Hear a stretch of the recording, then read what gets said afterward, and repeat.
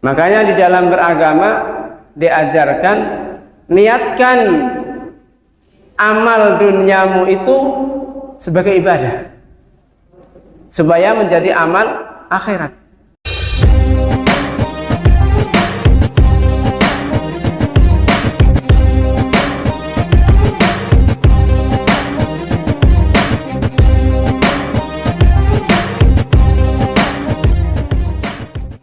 Bismillahirrahmanirrahim. Qala al-musannif rahimallahu ta'ala wa nafa'ana bi wa bi ulumihi wa madana bil asrarihi wa amadana bi barakatihi fid darini amin. Bismillahirrahmanirrahim. La yajtami'u fi hadha zaman li ahadin malun ila wa indahu khamsu khisalin tulul amal wa khirsun ghalibun wa sukha sadidun wa qilatul wara'i wa nisyanul akhirah. Kata Sufyan Ats-Tsauri rahimallahu ta'ala, seorang sahabat, yang artinya pada zaman ini tidak ada seorang pun yang mengumpulkan harta kecuali baginya 5 hal tercela. Yang pertama, panjang angan-angan. Yang kedua, dikuasai sifat tamak. Yang ketiga, sangat bakhil. Yang keempat, kurangnya sifat wirai. Dan yang kelima adalah lupa akhirat. Sekarang ini terbukti pada zaman saat ini orang berlomba-lomba untuk mendapatkan rezeki dari Allah Subhanahu wa taala, kalau bisa sebanyak-banyaknya. Bahkan karena saking sibuknya ngurusi dunia sampai lupa istirahat. Nah, kalau kita bayangkan dari pagi sampai sore kita disibukkan oleh yang namanya kerja. Kalau ini tidak kita siasati, maka kita akan disibukkan dengan kerja. Ini kan tuntutan profesionalisme. Makanya kita harus bekerja dengan semaksimal mungkin. Betul. Tapi perlu diingat, kalau kita tidak niatkan kerja kita untuk beribadah, maka kerja itu adalah kerja biasa. Makanya di dalam beragama diajarkan, niatkan amal duniamu itu sebagai ibadah supaya menjadi amal akhirat. Ini ajaran agama.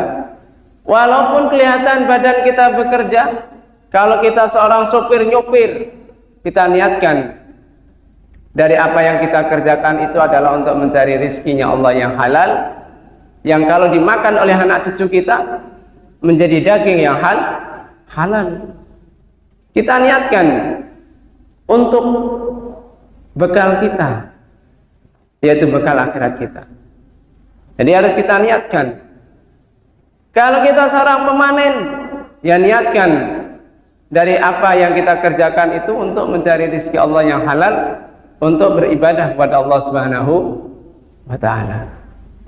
Seorang guru, seorang dokter, apapun profesi kita, kita niatkan dalam bekerja adalah untuk mencari ridha Allah Subhanahu wa ta'ala, mencari rezeki dari Allah Subhanahu wa ta'ala. Kita niatkan amal dunia dengan amal akhirat. Jadi ketika mau berangkat pagi-pagi kita niatkan, ya, kita niatkan kerjaan kita adalah untuk mencari ridha Allah Subhanahu wa ta'ala, insyaallah. Karena ada hadis, kamin amali dunya takunul akhirah bi husnin niyat. Banyak dari amal dunia menjadi amal akhirat karena diperbarui, diperbagusi niatnya. Jadi niatan, kita niatkan ketika keluar dari rumah untuk mencari rezeki yang bisa menjadikan kita beribadah kepada Allah Subhanahu wa taala. Dan kadang-kadang, dan ini yang sangat berbahaya, jangan kita niat ibadah tapi tujuannya dunia. Naudzubillah min dzalik. Ini kebalik. Kita kelihatannya datang ke masjid untuk ibadah tapi niat kita lain. Ini naudzubillah min dzalik. Jadi apapun pekerjaan kita, profesi kita, ketika kita mau berangkat, niatkan dengan sebaik-baiknya untuk mencari ridha Allah Subhanahu wa ta'ala. Nah, berkenaan dengan dunia, ini ada 5 hal tentang dunia, dan ini sangat bahaya kalau kita tidak sadari. Yang pertama, kalau orang sudah menumpuk-numpuk harta, ini yang terjadi padanya adalah yang pertama, panjang angan-angannya. Kalau orang sudah berangan-angan karena banyak hartanya, dia lalai. Makanya di dalam Al-Quran diterangkan bahwasanya celakalah bagi orang-orang yang mengumpulkan harta. Bahkan karena dahsyatnya harta benda bisa melalaikan seseorang dari ingat kepada Allah Subhanahu wa ta'ala. Nah, ini yang perlu kita renungi bersama.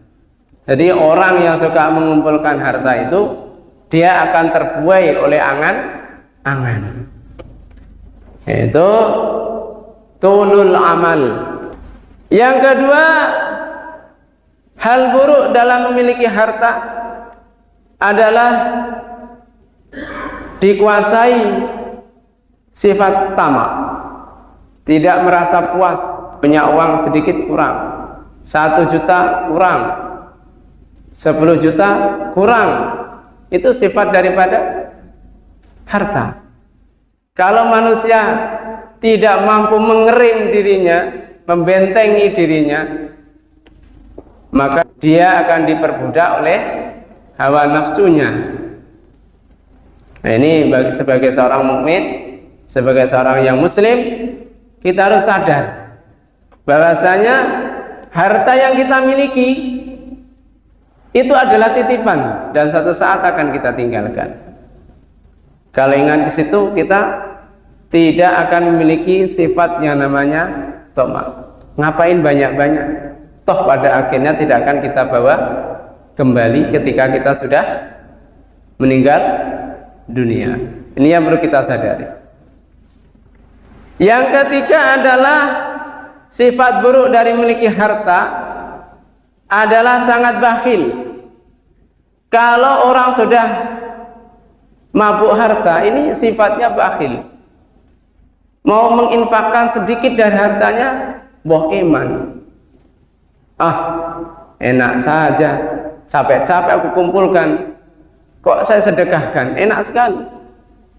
Jadi akan timbul rasa bakhil, pelitnya akan timbul. Ini naudzubillah min dzalik. Padahal dalam hadis tidak akan berkurang harta yang disedekahkan, akan terus bertambah. Nah, ini pembelajaran bagi kita semuanya. Yang keempat adalah kurangnya sifat wara', wirai. Jadi wirainya kurang. Tidak ada istilahnya apakah ini halal haram, berkurang. Yang penting di dalam dirinya orang-orang yang suka menumpah harta, yang penting dapat uang banyak. Apakah itu haram halal, enggak urus, yang penting banyak. Ini bahaya. Ya, ini sangat berbahaya. Yang kelima, lupa akhirat. Masya Allah. Naudzubillah min dzalik. Kelima sifat ini akan timbul ketika seseorang benar-benar disibukkan oleh harta benda. Ya, mudah-mudahan kita semuanya bisa istiqomah di dalam mencari ilmu agama. dengan tujuan bisa membedakan antara hak dan batil, bisa membedakan sesuatu yang baik bagi kemajuan ilmunya di dalam beragama, dan bisa sedikit-sedikit menginfakkan dari apa yang diperolehnya. Amin.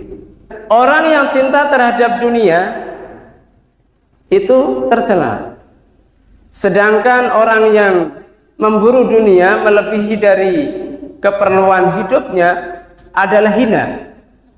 Rasulullah Shallallahu Alaihi Wasallam bersabda, orang yang paling baik di antara kalian bukanlah orang yang meninggalkan urusan dunianya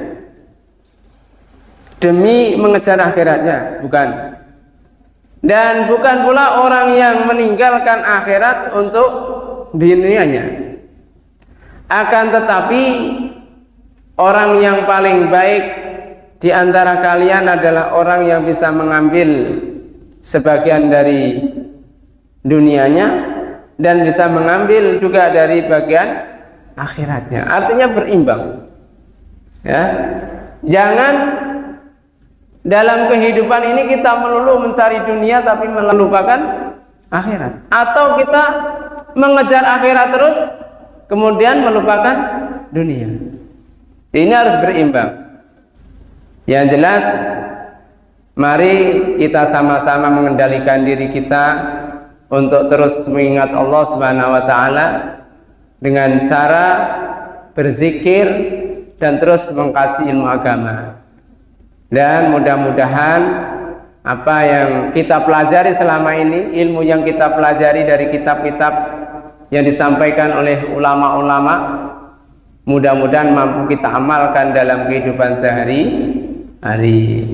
Amin ya rabbal alamin. Wallahu a'lam bishawab.